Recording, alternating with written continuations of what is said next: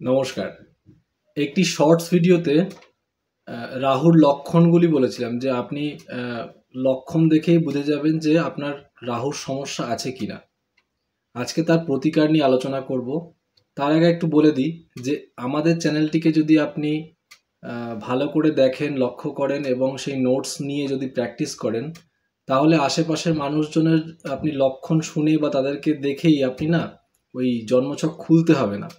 আপনি জন্মছকে হাত না দিয়েই বলে দিতে পারবেন যে তার জন্মছকে কোথায় কোন গ্রহ বসে আছে, কোন রাশিতে বসে আছে বা কোন ঘরে বসে আছে, এবং বাড়ির বাস্তুতে কি কি আছে, কোথায় সেপটিক ট্যাঙ্ক, কোথায় জলের ট্যাঙ্ক রয়েছে, কোথায় রান্নাঘর করেছে।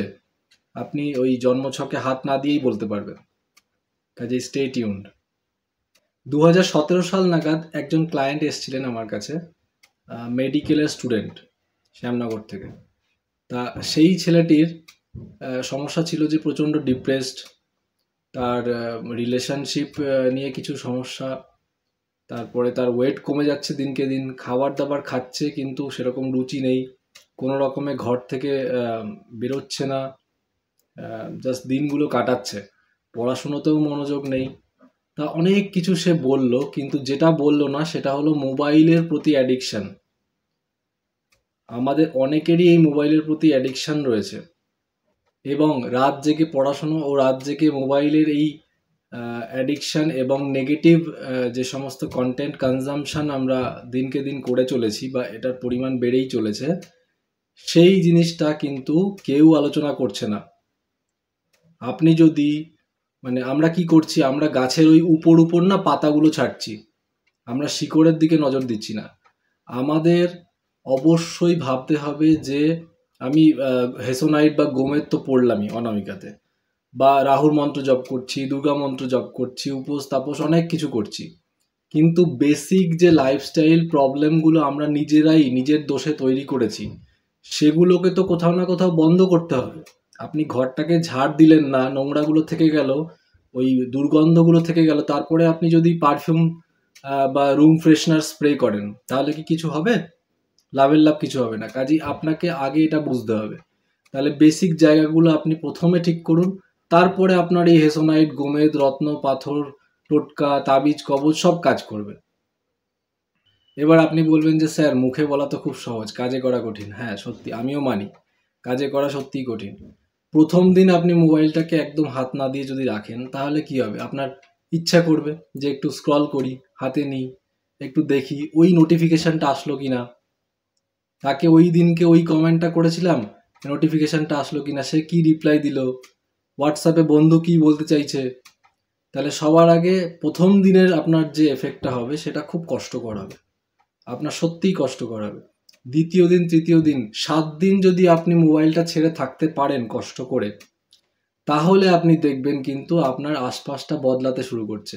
আপনার খিটখিটে ভাব যেটা থাকে সেটা আস্তে আস্তে কমছে, আপনার মন খুশি খুশি থাকছে, আপনার খিদে পাচ্ছে, আপনার মনোযোগ বসছে পড়াশুনোয়, আশেপাশের মানুষজনকে আবার ভালো লাগতে শুরু করছে, এবং আপনি ভিতর থেকে ফিল করবেন যে আপনি একটা সুস্থ, একটা চনমন, একটা অ্যাক্টিভ ভাব, মনটা বেশ খুশি খুশি, আপনার কাজে মন বসবে, আপনি পরীক্ষায় আবার ভালো রেজাল্ট করবেন, টিচার দেখবেন আবার পিঠ চাপড়ে দিচ্ছে, প্রশংসা করছে, আপনার দেখবেন আশেপাশের লোকজনের সাথে রিলেশনগুলো, বন্ডিংগুলো আস্তে আস্তে ভালো হচ্ছে, অ্যাপ্রিসিয়েশন পাচ্ছেন বসের, হতে পারে এক ধাপ এগিয়ে গেলেন প্রমোশনের দিকে।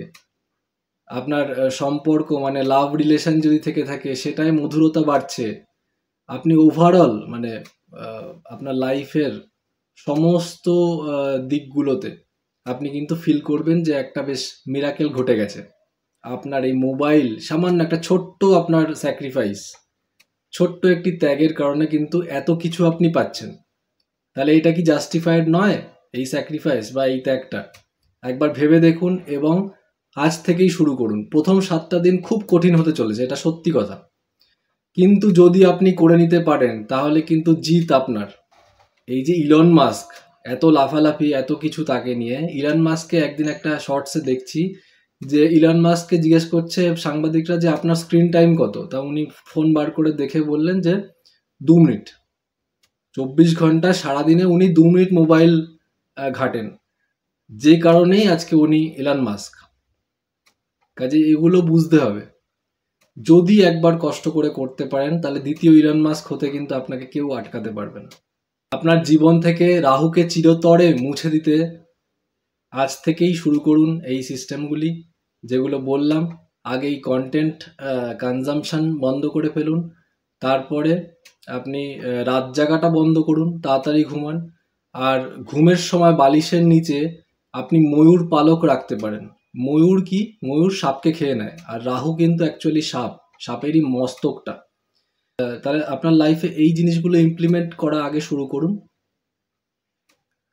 আর একটা জিনিস বলবো যে আপনি শুক্রের সাহায্য নিতে পারেন রাহুকে দমন করতে বা রাহুকে বশে আনতে। কি করবেন, যে দুপুরবেলায় একটু টক দই খাওয়ার চেষ্টা করুন। টক দই হচ্ছে শুক্র। টক দইয়ে কিচ্ছু মেশাবেন না, কোনো রকম নুন তো অবশ্যই না, চিনি টিনি এগুলো কিছু না। টক দই একদম প্লেন দোকান থেকে এনে সেটাকে খাওয়ার চেষ্টা করুন দুপুরে খাবার পরে, বেশ বাটি ভরে খাওয়ার চেষ্টা করুন। আর যাদের বিশেষ করে গ্যাসের সমস্যা আছে, as a would be doctor বলে দিই যে জিরে গুঁড়ো, জিরে কিন্তু মা ঠাকুমার দেওয়ার একটা দারুণ টোটকা, গ্যাসকে নিবারণ করে। আপনি টক দইয়ে একটু ওই জিরা গুঁড়ো মিশিয়ে খান, যদি রাত্রিবেলায় খান বা আপনার গ্যাসের সমস্যা থেকে থাকে তাহলে সেটাকেও ঠিক করে দেবে।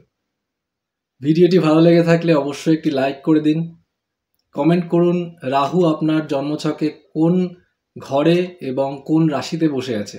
আপনার বন্ধুদের মধ্যেও এই ভিডিওটি শেয়ার করে তাদেরকে সাহায্য করুন তাদের লাইফ থেকে এই রাহুর ভয়ঙ্কর ভয়ানক প্রকোপ থেকে বেরিয়ে আসতে।